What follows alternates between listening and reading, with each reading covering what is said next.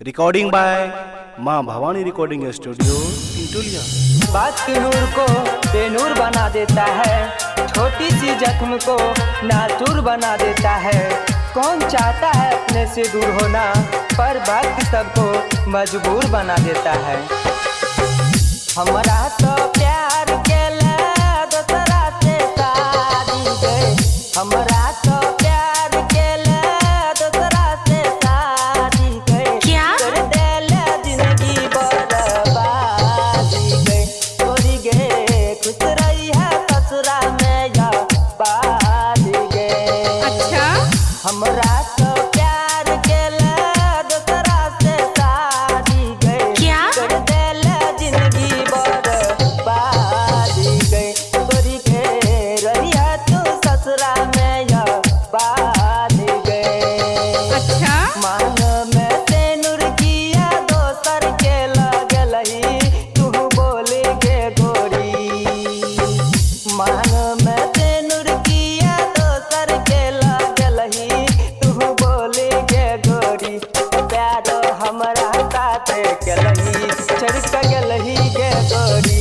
शादी दोसर साथे केलही, छड़क गेलही गे गोरी।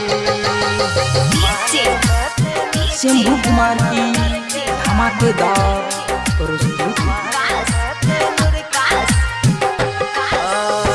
शादी तू करके छौड़ी जब ससुराल गए, भूल नाही पैभी गोरी हमारो प्यार गए। भूल नाही पैभी गोरी हमारो प्यार गए। क्या भूल नाही पैभी रानी हमारो प्यार गए।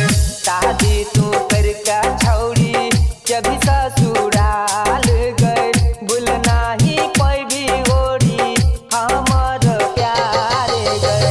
छोड़ी के जबही गोरी जीना हम पाइबो गए, छोड़ी के जबही गोरी जीना हम पाइबो गए। अच्छा। याद बड़ा ये तो तोहर प्यार गई, ये गोरी गए खुश रही है ससुरा में या बाद गए।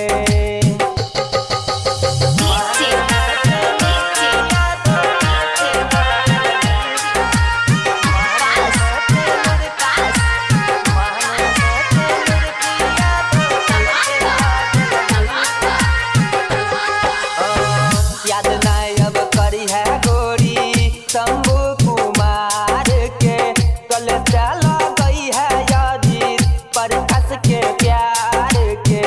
कल चला गई है सुमित संजय के प्यार के। क्या कल चला गई है सुमित अमित के प्यार के। याद नहीं अब करी है गोरी शंभू कुमार के, कल चला गई है यादी पर कस के प्यार के। सुमित से जानी रानी करी है तू शादिया हो, पर कस से जानी रानी करी है तू शादिया हो। अच्छा। याद बड़ा ये तय तोहर प्यार के, ए गोरी के खुश रही है ससुरा में या बाद के। रिकॉर्डिंग बाय प्रकाश बाबू सुपौल।